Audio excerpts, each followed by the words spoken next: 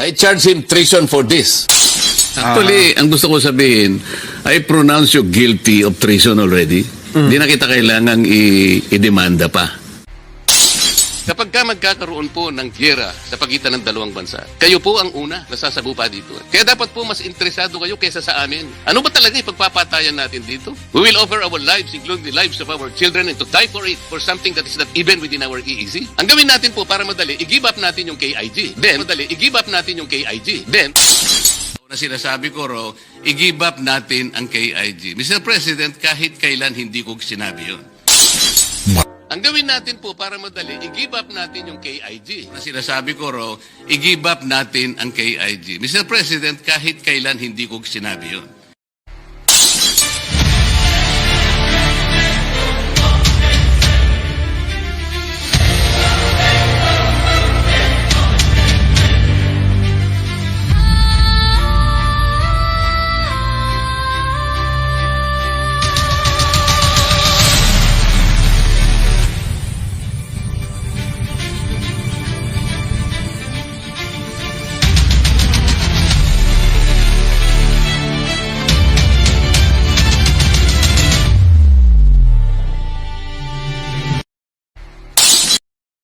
Okay.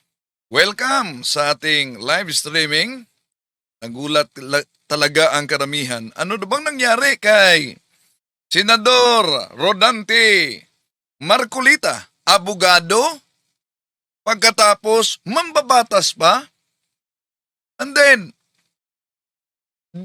bigla lang nag-U-turn. Hindi daw ituloy yung banta niya na sampahan ng kasong treason. Nauna nating tinatalakayan. Natural, absent ang mga elemento ng treason, di ba? Kundi sapat na umano. Ano? Yung kaniyang declaration na guilty si Carpio. Tama ba yun? Hindi pwede na guilty by declaration lang.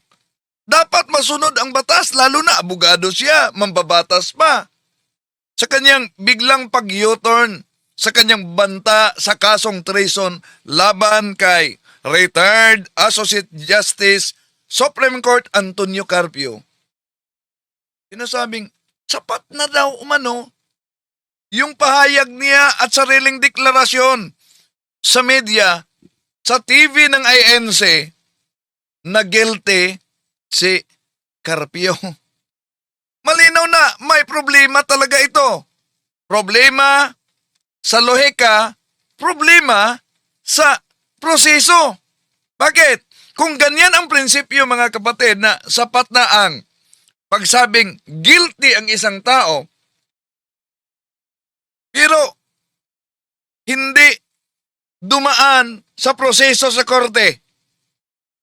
Ibalik natin kay Senador Rodante Marcolita. Di mo ba may nag-akusa sa kanya kaugnay sa kasinungalingan sa Statement of Contributions and Expenditures, yung SOSE? Payag ba siya na sabihin guilty agad siya kahit walang investigasyon, kahit walang desisyon sa korte? Payag ba siya? Siyempre, hindi, di ba? Tatalakayin natin ito, mga kapatid, sa pagkakataong ito sa ating live streaming. Samahan niyo ko.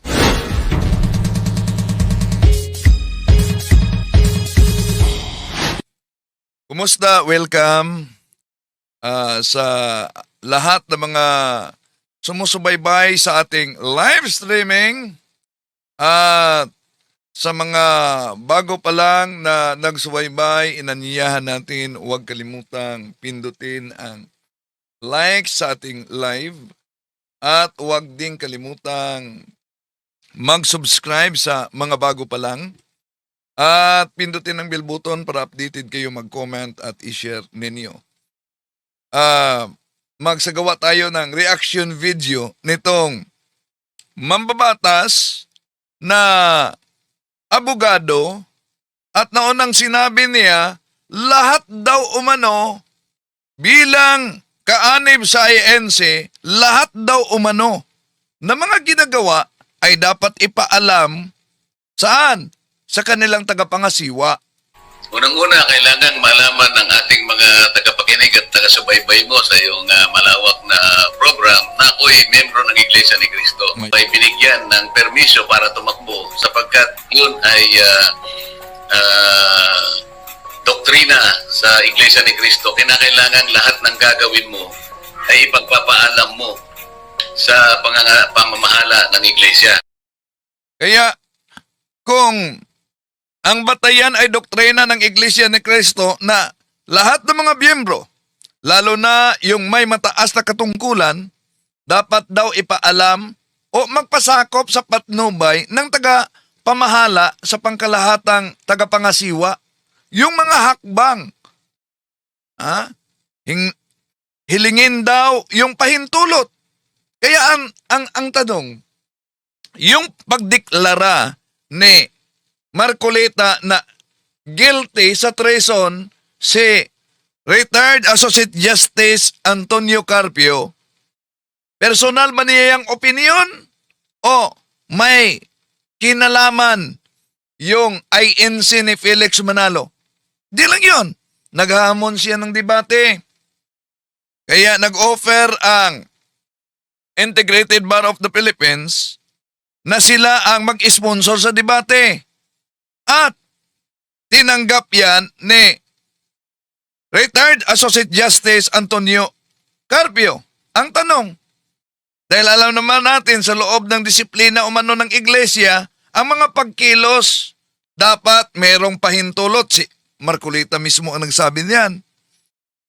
At kailangan ipaalam sa kanilang tagapangasiwa.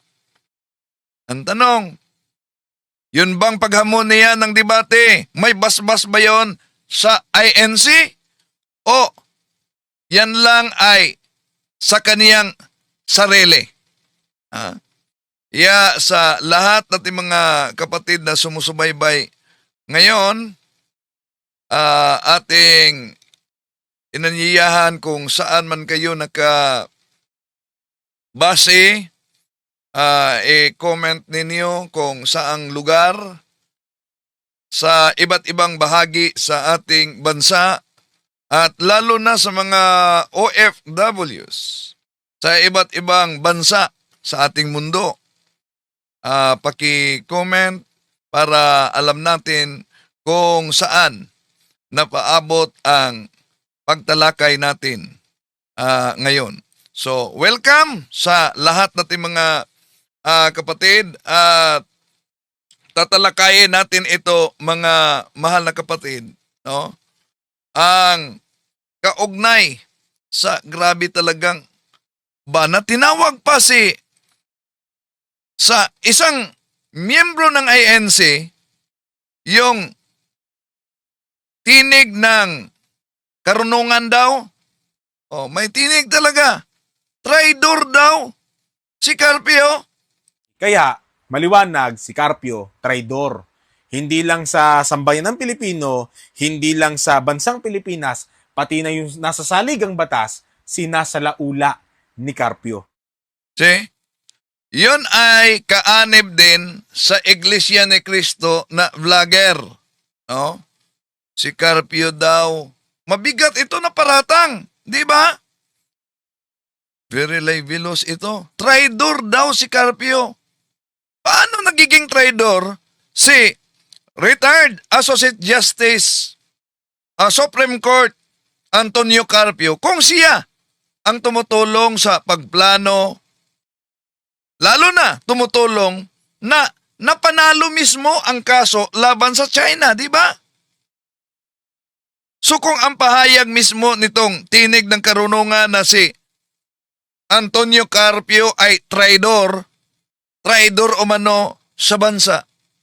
Ngunit paano nagiging traidor ang isang taong naging pangunahing tagapagtanggol ng soberanya sa ating bansa at tumutulong sa pagpanalo sa legal na laban kontra China?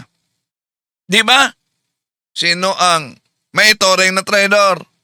Yung nagsabing, ibigay na lang natin ang KIJ? Pagkatapos kinalaunan, biglang kumambyo. Hindi daw umano niya sinabi. Ano ba nangyari? kay Senador Rodante Marcolita. So ang tanong ngayon mga kapatid, hindi kung sino ang maingay sa media, kundi sino ang may konkreto talagang ambag sa pagtatanggol sa soberenya. So, kung ang isang tao ay pagtaguyod sa arbitration case laban sa tinatawag na mas makapangyarihang bansa, maituring ba yan na traidor? So, sa pagkakataong ito, ating isa-isahin, pakinggan muna natin ang pahayag ni Tinig ng Karunungan, isang kaanib sa INC, at mag-react tayo dito bago tayo papasok sa punto por punto. Ginawa pong pananraidor ni former Ayan, paulit-ulit talaga. Ginawang traidor umano. Bakit? Associate Justice Antonio Carpio sa ating bansa. Sa sentidong pinabayaan niya, isinuko niya yung territorial sea na nooy sa atin kapalit ng exclusive economic zone. Pinaliwanag ko na po sa inyo mga kababayan kung ano po yung pinagkaiba ng territorial sea. Yan, tinatalakay na din natin yan mga kapatid. Pero, na ano ba yung territorial and exclusive economic zone, di ba? Natalakay na natin yan. At pakinggan natin si Tinig ng Karunungan. May paliwanag siya kaugnay dito. At ng exclusive economic zone. At sa sentidong teritoryo, ang pinakamahalaga po talaga para sa atin ay yung sa atin mismo. Yung tayo mismo, yung nagmamay-ari. Yung bansang Pilipinas mismo, yung may fully control. At yun po, yung bahaging iyon ng karagatan na kung Maraming salamat mo sa suporta ni Lina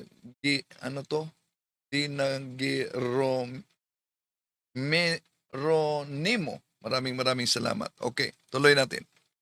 saan meron tayong kabuuang kontrol, yun po yung territorial sea.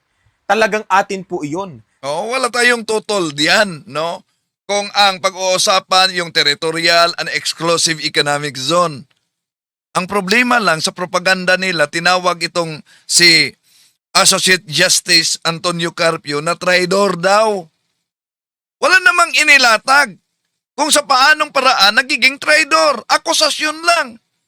Walang problema tayo sa binanggit na territorial sea at exclusive economic zone. Dahil ang territorial sea, alam naman talaga na hanggang 12 nautical miles mula sa baseline sa isang bansa. So, dito, buong soberenya ng estado ang umiiral, parang lupa. Samantalang yung exclusive economic zone hanggang 200 nautical miles, dito may sovereign rights ang bansa para sa mga resources tulad sa isda, langis, gas. Wala tayong problema diyan. Pero ang problema ay tinatawag na traidor. Yun ang kanilang propaganda. Si Marcolita ang nagsabing ibigay na lang ang KIJ pagkatapos nag-U-turn siya na hindi naman mabura ang video, hindi daw umano niya sinabi yon. At pagkatapos, si Carpio ang tinawag na traidor. Ano ba yan? Diba? Mga kapwa INC ito. Ano ba ang papel ni Carpio kaugnay dito? Si retired Associate Justice Antonio Carpio, mga kapatid, isa sa mga tagapagsulong ng legal na posisyon sa Pilipinas sa arbitral case laban sa China. Noong taong 2013, nagsampa ang Pilipinas ng kaso laban sa China. Ilalim pa yon kay dating Presidente Benigno Aquino III. At naging resulta noong 2016 sa Philippines versus China. 2016 Arbiter Award. So mahalagang punto mga kapatid sa desisyon, walang legal basihan ang 9-dash line claim ng China. Kinikilala ang 200 nautical miles sa exclusive economic zone ng Pilipinas. Walang desisyon na nagsasabing isinuko ng Pilipinas ang 12 nautical mile territorial sea ng alinmang isla sa atin. Walang dokumentong ganyan. So, kung may isinusukong territorial sea, ang tanong dito mga kapatid, asan ang basihan? Asan ang ebidensya? Di ba? Ang desisyon ng Arbitral Tribunal, mga kapatid, ay hindi nagbabawas ng territorial sea sa Pilipinas. Hindi nagpapalit ng soberenya ng isla. Nagkatuon ito sa maritime entitlements at validity ng 9-dash line. So, kung may sinasabi itong propaganda ni Tinig ng Karunungan na isinuko daw ni Carpio, dapat ipakita anong ebidensya at anong eksaktong isla na isinuko. Kung sinasabing yung KIG, Kalayaan Island Group, anong ebidensya na isinuko yon? Anong dokumento? Anong probisyon ng UNCLOS na nagsasabing isinuko ito sa panahon nila ni Carpio? Kung maalala ninyo, during the time ni dating Pangulong Rodrigo Duterte, o si dating senador, sinabi niyang isinuko Trillanes. Bininta daw umano ni Trillanes. Yun din ang propaganda. So hanggang ngayon, walang probisyon sa 2016 na ruling na nagsasabing isinuko ng Pilipinas ang territorial sea nito. Wala. Okay. Tuloy natin. Pinabayaan daw umano ni Carpio. Nasa ilalim po yun ng soberanya ng ating bansa. Samantalang, yung exclusive economic zone, yan po ay para lamang sa mga produkto, sa mga isda, sa mga oil at sa iba't ibang minerals na maaaring matagpuan. Wala tayong tutol diyan. Sa propaganda lang tayo. Tutol nila, grabe propaganda nila. Doon sa exclusive economic zone. Pero, hindi po atin o hindi natin masasabing teritoryo iyon. Kaya sa usaping ito, mas mahalaga po talaga yung territorial sea. At yan po yung isinuko o pinabayaan ni Associate Justice Carpio. Hindi sapat na sabing isinuko na wala namang ebidensya. Di ba? Anong ebidensya na isinuko? Di pwede na sa pamamagitan lang ng social media sabihing isinuko, gano'n na.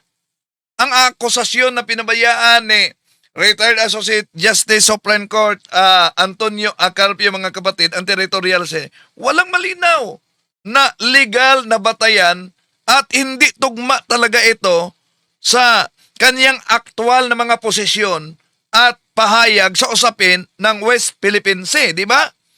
Una, kailangang linawin kung ano ang ibig sabihin, tinatalakay naman yan, sa territorial at sa exclusive economic zone, di ba?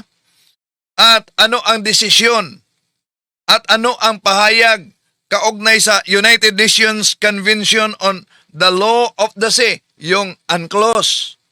So ayon sa UNCLOS, yung territorial sea ay hanggang, ulitin natin, 12 nautical miles mula sa baseline sa isang bansa. So sa loob ng 12 nautical miles, buo ang sovereignty ng coastal state. Parang bahagi rin ito sa tinatawag na mainland territory. Hindi ito basta mawawala lang. Hindi ito basta mapapabayaan lang. Dahil ito ay nakaloob talaga sa malinaw na definition sa international law. Ngayon, ang tanong, kung totoong pinabayaan ang territorial sea, aling batas? Anong dokumento? Anong opisyal na aksyon? May pinipirmahan bang pagtalikod sa binanggit nila? Hanggat walang maipakitang dokumento o legal na hakbang na ito'y isinuko, abay, mananatiling haka-haka, mananatiling propaganda laban kay Carpio, mananatiling isang pahayag na walang batayan.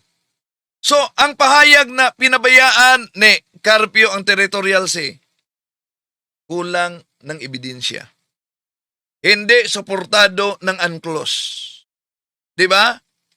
Hindi tugma sa naging papel mismo ni Retired Associate Justice Antonio Carpio sa pagtanggol niya sa maritime rights ng Pilipinas. Okay, tuloy natin mga kapatid.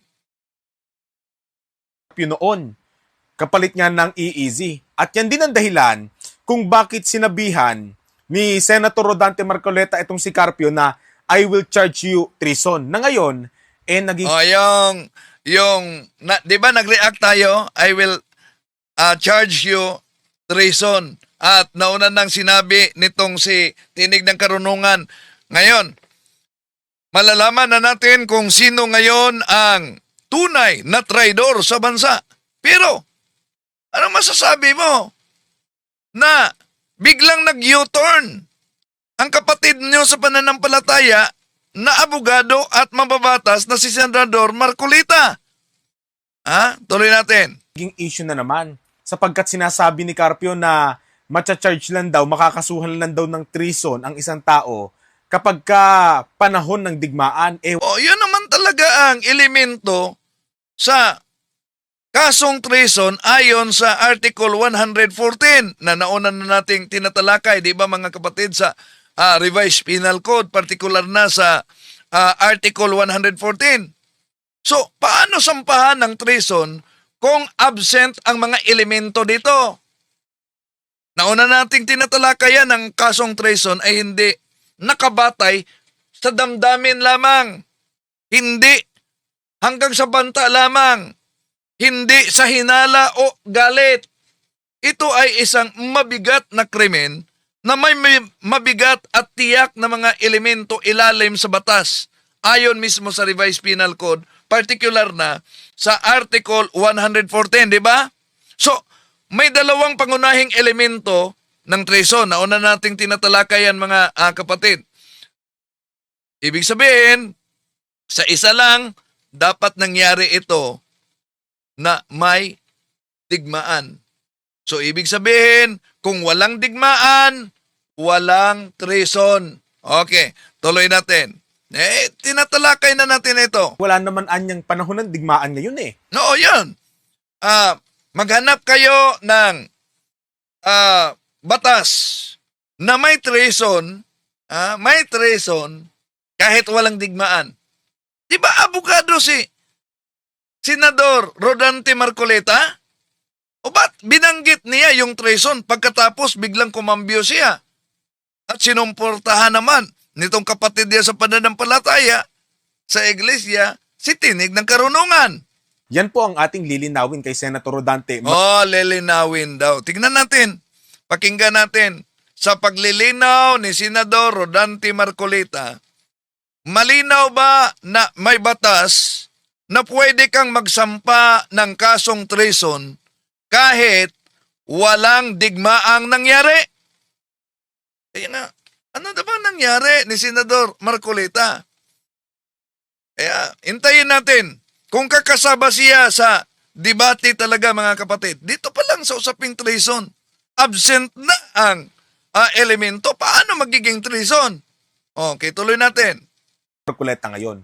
Panoorin po natin ito. Sige, panoorin natin. Panoorin natin dahil lilinawin daw umano ni Senador Marcoleta ang kaugnay sa banta niyang treason. Mga kababayan. Ito po. Yan. Ayun, Nelson, tuloy tayo.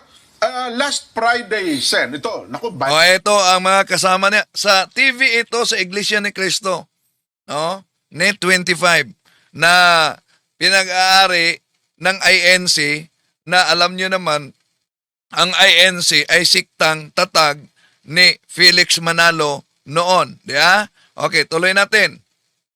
Dito, ang kanilang programa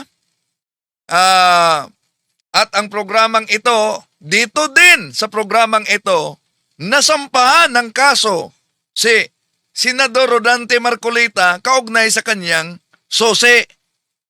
Dahil inaamin niya sa programang nagsinungaling siya. Okay, tuloy natin. Ano din po sa social media Yan. ngayon. At natatandaan mo ito, Nelson, ano ha? Kasi may sinasabi po kayo, Sen, na pwedeng managot sa usapin ng treason, ano ha? Si retired Justice Antonio Carpio. Babasahin ko na siya Sige, para yan. Sige, malinaw. sige. Mm-mm. Ito ay pinagtapat na statement. Tatlo ito sila. Si Marcolita, main character dito. Pero, yung isa dito, si Boy Solsol, no, tagapagsolsol. At ang main character na si Marcolita, pa-victim effect talaga. Pakinggan natin. Ninyo at ni Senador na si Justice Justice Carpio. Carpio. Ayan, yan. Itong nabanggit nyo nung Friday, lumaki nga sa palagay niya ang exclusive economic zone. Ipinamigay niya yung 242,000. Oh, so yun ang akusasyon ni Senador Marcolita. Ipinamigay niya ang territorial sea. Anong batayan? Square nautical miles territorial sea. Yung ibig sabihin parte ng ating territory. Yung maritime rights, limited lang yun. Economic Yun. rights lang yun. I charge him treason for this. Yan. Kailangan malaman mo na, Justice Carpio, Oh, yan.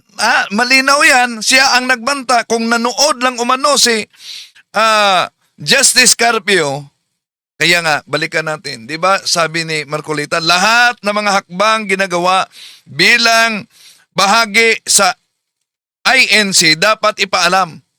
Kaya, alam ba yan ng tagapangasiwa nila? Ha? Ang hakbang ni Senador Rodante Marcolita? Tuloy natin. kung nakikinig ka. Yan, oo. Sagot ni naman Carpio. ni Justice Carpio. Yan. Every first year law student knows that treason cannot be committed during peacetime. Yan. Ayun naman talaga. Di ba? Kahit first year student ng law, alam nila ang elementong yan. Laging ganyan ang mga banat na galing. Ano, lagi mo na ipang Ito naman si Boy Solsol. Sinulsulan dito. Ano daw? Kapwa. The crime of treason can be committed only if the Philippines is at war. Ayun. That is clear in Article 114 of Revised Penal Code. Yan. Ayan, Sen. Alam mo, sana maano natin sa... Dito. Mapansin ninyo, dito mga kapatid, victim dito si Senador Marcolita. Ang tanong, bilang abogado, dapat alam din niya yung mga elemento sa binanggit niyang treason. Pero anong sabi niya? Ina-upload lang, Sen. In-upload na ni Opo, Direk opo, para Direk, mas oo. malinaw kasi. Yes po. Doon lang sa pagsagot niya dyan, nakikita mo na yung Mamaliit, ano? pangmamaliit. Yan, pa-victim na siya. Yung pagsagot lang umano, nakita na minamaliit na siya. Minamaliit ba yung sinabi na kahit mga first year student ng law, alam nila kung kailan isampa ang kasong treason. Di ba? Okay, tuloy natin. Sa kapwa. Opo, eh, laging diba? ganun, Sen. Opo. So, ikukumpara. Kasi nga Yun din ang mapakinggan natin si Boy Solsol. Kuya Jen, Kuya Nelson, itong si Carpio, mas mataas pa nga mas magaling pa nga sa Korte Suprema, di ba? Talaga, So si Carpio daw umano mas magaling sa Korte Suprema. Yun naman ang pagbasa nitong si Tinig ng karunungan. Sino ngayon ang mas magaling? Yung si Senador Marcoleta nagsabi, hindi na siya magsampa ng kaso. Sapat na ang kanyang deklarasyon. Guilty. Pakinggan natin. Ang mahusay na abogado yan si Carpio, talagang magaling. Kaya siguro, Magaling. Naging Chief Justice, magaling talaga. sa sobrang galing, nangmamaliit na, ang tingin na sa... Ayan. Nagpa-victim-victim na sila. Napansin ninyo mga kapatid? Pa-victim effect na. Nagmamaliit daw. Sa anong paraan? Yung sinabing kahit ang first year student ng nag-aaral sa batas, alam nila ang elemento ng treason, yun ba'y pagmamaliit na?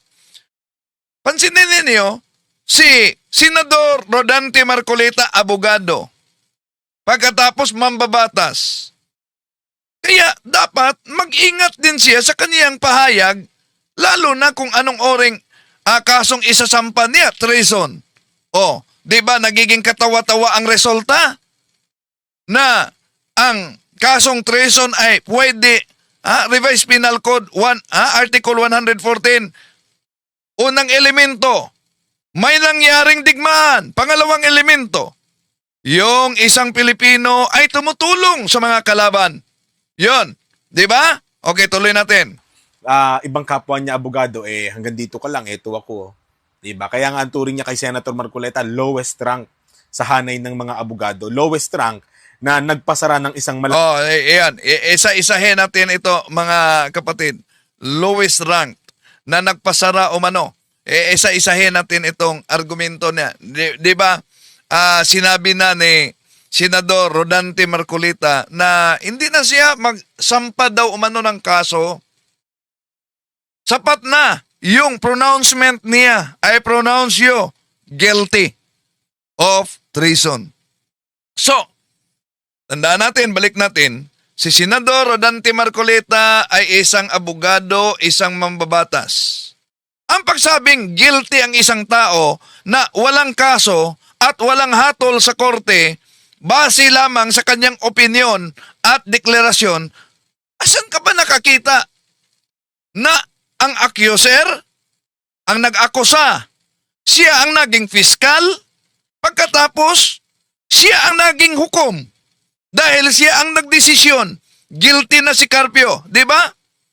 Alam naman natin sa sistemang legal, mga kapatid, sa ating bansa, ang pagpasya kung guilty o hindi, walang iba sa pamamagitan ng hukuman, hindi sa pamamagitan ng isang politiko, hindi sa pamamagitan ng isang social media o kaya sa television, di ba? O press conference. Kung talagang matibay ang ebidensya ni Senador Rodante Marcoleta, ang tamang hakbang niya magsampa ng kaso at hayaang umusad ang naturang kaso kaugnay sa due process, di ba? Pero anong sabi niya? Di na umano niya ituloy. Sapat na ang kanyang deklarasyon, ang kanyang pronouncement na guilty. Ang pag-urong sa pagsampa ng kaso, ngunit giniit na guilty na si Carpio. Ang isang tao, mga kapatid, ay nagpapakita ng isang salungatan. Lalo na si Senador Rodante Marcoleta. So, kung may sapat na ebidensya siya, bakit hindi dalhin niya sa korte? Ang kaso lang na pinangalanan niya, talagang katawa-tawa, di ba? Treason. Di ba niya pinag-aralan muna ano ang elemento ng treason? So kung walang sapat na elemento, bakit patuloy na ginagamit ang mabigat na paratang laban kay Retired Associate Justice Supreme Court Antonio Carpio? So, ang treason, mga kapatid, hindi ito slogan. Hindi ito propaganda. Ito ay isang mabigat na krimen na kailangang patunayan ayon sa batas sa pamamagitan ng due process sa hukuman, sa hukuman, at hindi sa pamamagitan ng pagdeklara lang ng isang politiko. Okay, tuloy natin. now, ito ay pinagtapat na statement ninyo at ni Senador si Justice Carpio. Ayan. Itong nabanggit nyo ng Friday, lumaki nga sa palagay niya ang exclusive economic zone. Ipinamigay niya yung 242,000 square nautical miles territorial sea. Yung ibig sabihin parte ng ating territory. Yung maritime rights, limited lang yun. Economic rights lang yun. I charge him treason for this.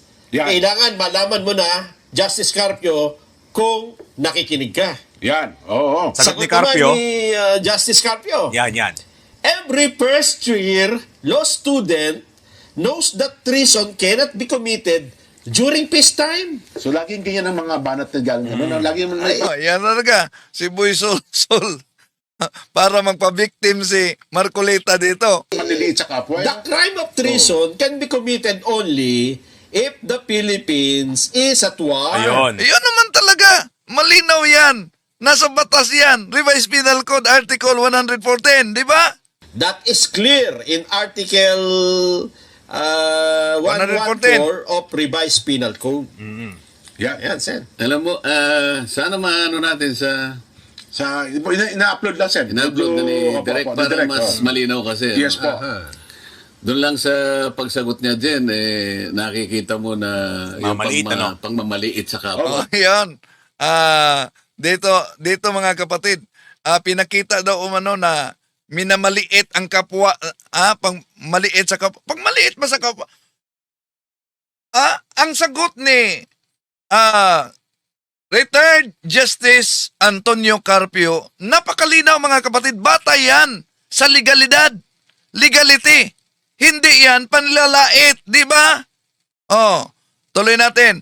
Ang resulta lang dito, nagpa-victim si Senador Marcolita. Laging ganun, Sen. So, ikukumpara. Kasi nga Sen, Kuya Jen, Kuya Nelson, itong si Carpio, mas mataas pa nga mas magaling pa nga sa Korte Suprema, di ba? Oh, so ang sabi naman nitong si Tinig ng Karunungan, si Carpio daw ay mas magaling pa sa Korte Suprema. So kung magaling pa siya sa Korte Suprema, sino ngayon ang nag-akusa? 'Di ba? Si Senador Marcoleta. At maliban na siya ang nag-akusa, napansin niyo, parang siya din ang fiskal. At hindi lang yan. Siya ang hukom. Bakit? Siya mismo ang nagdeklara. Guilty. Guilty si Carpio. Yung sinabi ni Carpio na kahit first year law student, alam ang mga elemento sa treason, na mangyayari lamang pag may digmaan, yun ay isang legal na statement, legal na pahayag. Hindi yan ad hominem, hindi yan personal na atake. Dahil napakalinaw naman na paulit nating tinalakay yung Revised Penal Code sa ating bansa, particular na sa 114, ang treason, napakalinaw kung ano ang mga elemento. May umiiral na digmaan sa ating bansa laban sa mga dayuhan. At may taong tumutulong sa kalaban. Di yan nangyari, di ba? So, ibig sabihin, ang pahayag ni Carpio ay legal. Legal yan na nakabatay sa Article 114 ng Revised Penal Code na ang treason nangangailangan ng existing war. Ang tumutukoy dito na pagsabi niya alam ng mga first year law student, hindi yan atake personal. Pero ang resulta lang mga kapatid, ang resulta para sa kanila, atake personal. Nilalait na umano si Marcoleta. Paano? Sa paanong paraan? Nilalait. Tuloy natin. Talagang mahusay na abogado yan si Carpio. Talagang magaling. Kaya siguro, sa sobrang galing, nangmamaliit na. Ang tingin na sa ibang kapwa niya abogado, hanggang dito ka lang. Ito. Oh, yan. Pagbasa lang yan. Pagbasa lang yan ni Tinig ng Karunungan. na si Marcolita umano, batay sa sagot ni Carpio, minamaliit na. So, ang pahayag na pagmamaliit, yung sagot ni retired Associate Justice Supreme Court Antonio Carpio, mga kapatid, kung mapansin ninyo, isang paglihi sa tunay na isyu. Ang punto ni Carpio ay hindi mang-insulto, kundi magpaliwanag sa isang batayang prinsipyo sa criminal law. Lalo na si Marcolita mismo ang unang nagbanggit sa kasong treason. So, pinapaliwanag niya ilalim sa Article 140 ng Revised Penal Code. At may tiyak talaga na mga elemento ito. So, yung sinabi nila na isang panlalait, hindi yan panlalait. Yung sinabing alam ng first year law student ang elemento ng treason. Panlalait ba yan? Ang pahayag na kahit first year law student alam ang elemento ng treason, hindi yan pagyayabang. O pag-aangking mas magaling pa sa Korte Suprema si Carpio. Ito ay simpleng pagtukoy sa isang basic principle ng criminal law. Di ba? Oh. So, yung sinabi ni tinig ng karunungan na si Carpio ay magaling pa sa Korte Suprema. Ikumpara natin kay Senador Marcolita. Di po ba? Siya mismo ang nagdesisyon, I pronounce you guilty. Oh, sino ngayon ang nagmamagaling kaysa Korte Suprema? Ha? Kung balikan natin si Senador, Carpio, na sinabi nilang traidor daw, o na siya dating maestrado ng Korte Suprema. At pangalawa, nagiging bahagi siya ng delegasyon ng Pilipinas sa arbitral proceedings laban sa China. Ang China hindi nagpakita pero nagpasa sila ng kanilang position paper.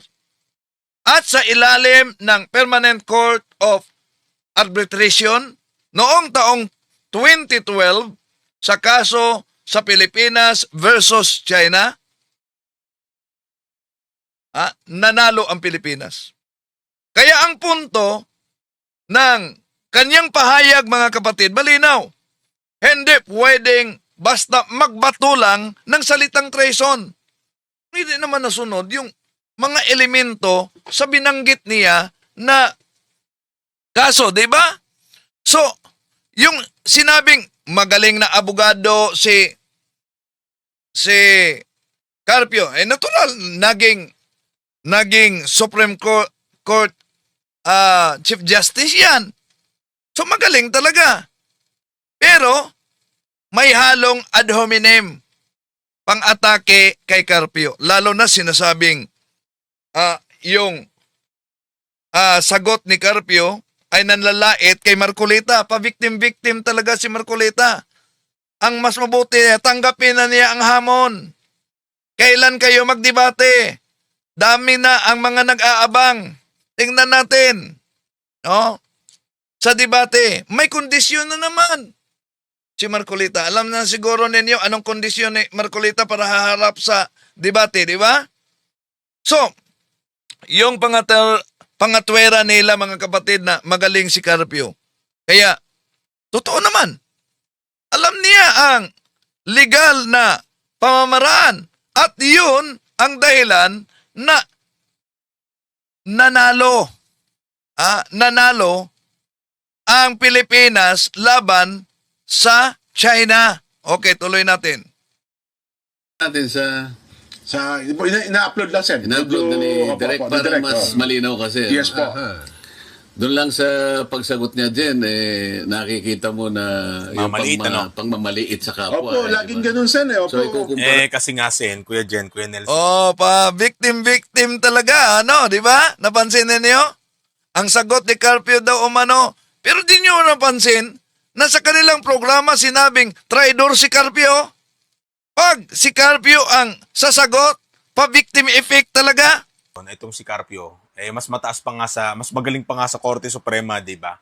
Talagang mahusay na abogado yan si Carpio, talagang magaling. Kaya siguro sa sobrang galing nangmamaliit na ang tingin na sa ibang kapwa niya abogado hanggang dito ka lang, eto ako. 'Di ba? Kaya nga ang turing niya kay Senator Marcoleta, lowest rank sa hanay ng mga abogado. Lowest rank na nagpasara ng isang malaking kumpanya dahil sa mga paglabag sa batas. Yan ang lowest rank na sinasabi ni Carpio. Ayan. Bago diyan mga kapatid, no? Yung pagtukoy ni retired Associate Justice Supreme Court Antonio Carpio kay Senador Marcolita bilang Louis rank. Alam ba ninyo na hindi ito otomatikong nangangahulugang nilalait na si Senador Marcolita. Bakit? Sa legal na profesyon, mga kapatid, napakalinaw na meron silang hierarchy, meron silang rangko. Ibig sabihin, mula sa pagiging membro ng Philippine Integrated Bar of the Philippines, mga kapatid, IBP, hanggang sa pagiging hukom, may hierarchy sila, hukom, maestrado ng Court of Appeals, at maestrado ng Korte Suprema. So alam natin na si Carpio ay dating Associate Justice ng Korte Suprema. Isa sa pinakamataas na posisyon ng hudikatura. So kung ikumpara yung rangko sa hierarchy, mga kapatid, sa loob mismo ng hudikatura, natural na mas mataas ang pagiging rangko, ang rangko ni Carpio kumpara kay Marcolita, di ba? At yung sinabing kesyo, Louis rank umano si Congressman Marcolita, si Senador Marcolita, mga kapatid. Ngunit sabi dito ni Tinig ng Karunungan, kung siya Louis rank, pinasarado niya ang malaking kumpanya, ang tinutukoy niya dyan, ABS-CBN. Korte Suprema, 'di ba? Talagang mahusay na abogado yan si Carpio, talagang magaling. Kaya siguro sa sobrang galing nangmamaliit na ang tingin na sa ibang kapwa niya abogado hanggang dito ka lang, eto ako. 'Di ba? Kaya nga ang turing niya kay Senator Marcoleta, lowest rank sa hanay ng mga abogado. Lowest rank na nagpasara ng isang malaking kumpanya dahil sa mga paglabag sa batas. Yan ang lowest rank na sinasabi ni Carpio. Tuloy po na. Yan. Puntahan muna natin. Dahil yon daw umano ang Louis rank na si Senador noong congressman pa, Marcoleta, siya raw ang nagpasara sa malaking kumpanya. Dahil daw umano sa mga violasyon nito. Di man pinangalanan, pero alam na ng publiko kung ano ang tinutukoy. Walang iba, yung ABS-CBN, di ba? Napasara ang ABS-CBN. Pero, ang tanong dito, mga kapatid, yun bang pagpasara sa ABS-CBN dahil ba kay Marcolita?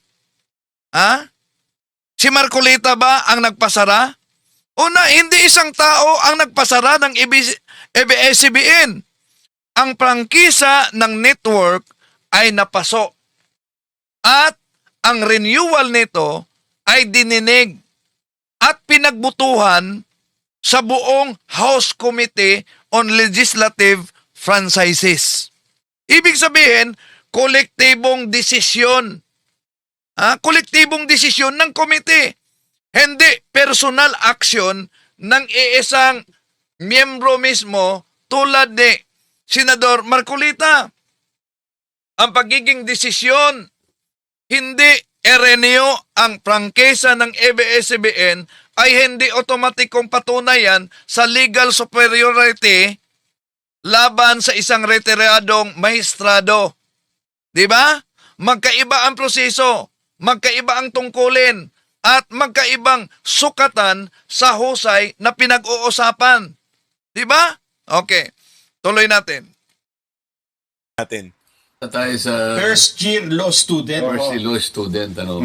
Dito, pa-victim-victim na. Eh, total, sa kanya naman ang gagaling. Akala ko kasi, malawak ang pangunawa ng taong ito eh. Kaya ganun lang ang sinabi ko Nako. eh. Actually, ang Oo, so akala daw umano niya na malawak ang pag-unawa ni retired Associate Justice Supreme Court Antonio Carpio. Kaya yun ang sinabi niya. So yung sinabi niyang, akala ko na malawak ang kanyang pag-unawa. Kaya eto, binabantaan niya ng kasong treason. So, lalong magiging malinaw na emosyon lang pala yung pagbanta niya. Hindi nakabatay sa batas at ebidensya yung basihan. Dahil malinaw ang kanyang pahayag, akala ko malawak. Pero kung nag-aakala siya na malawak, dapat, bago siya nagsabi ng treason, alam niya ang mga elemento. Imposible naman kung di niya alam ang elemento dahil siya'y abogado, di ba? So kung batay lamang sa akala o inaasahang lalim ng pag-unawa, ang pagbibintang ng kasong treason, mga kapatid, alam natin, mabigat yan na akusasyon. Oh. At hindi yan pwede na ibase lamang sa personal na damdamin. Ang treason ay isang mabigat na krimen laban sa Estado. Hindi ito dapat ginagamit bilang pagbanta, bilang sandata sa publikong pahayag, lalo na sa INC-TV, di ba? Anong sabi ni Marcoleta? gusto ko sabihin, I pronounce you guilty of treason already. Yun. Hindi na kita kailangan i-demanda pa. Okay? Alam niyo na ang ibig ko sabihin, yung connotation no, ano. Oh, yun. Na-presume na naman ni Senador Marcolita, alam na niya kung ano ang aking ibig sabihin. Oh, may presumption na siya. Yung sinabi ni Marcoleta, pakinggan niyo naman, I pronounce you guilty in treason. Ha? Kaya hindi kita idinimanda na. So malinaw na may seryosong problema ang ganitong pahayag, mga kapatid. Bakit? Sa ilalim ng batas sa ating bansa, hindi maaaring pagsabayin ng isang tao ang papel na siya ang nag-akusa, akusador. Pagkatapos nagiging piskal. Pagkatapos nagiging hukom. Bakit nagiging hukom? Di ba? Sinabi niyang, I pronounce you guilty in treason. O, naging hukom na. Ang treason ay isang mabigat na krimen na may malinaw na mga elemento at kinakailangan talagang patunayan ito sa korte. At ang akusado ay mananatiling inosente beyond reasonable doubt. Yun ang due process. Hindi ito desisyonan o pagpapasyahan sa pamamagitan lamang ng deklarasyon ng isang politiko o opinyon diyan sa publiko, sa telebisyon ng INC, di ba? So, ang kapangyarihang magdeklara na guilty, alam yan ni Senador Marcolita dahil siya ay abogado, siya ay mambabatas. Eksklusibong saklaw yan ng hudikatura. Di ba? So, ang pinakamataas na interpretasyon ng batas ay nasa Supreme Court sa ating bansa. Kaya ang pagsasabing guilty, guilty si Carpio, pero walang kaso, walang ebidensya, walang paglitis. Abay, tila, inaangkin ni Senador Rodante Marcolita ang posisyon sa Korte Suprema. So, ang ganitong pahayag, salungat ito sa prinsipyo ng due process. Sa isang demokratikong lipunan, mga kapatid, hindi sapat ang personal na paniniwala para hatulan ang isang tao na walang trial.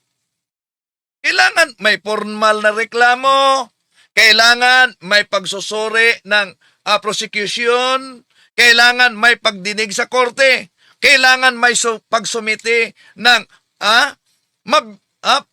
mabigat na mga ebidensya at pagsagot kaugnay sa mga ebidensya, counter evidences.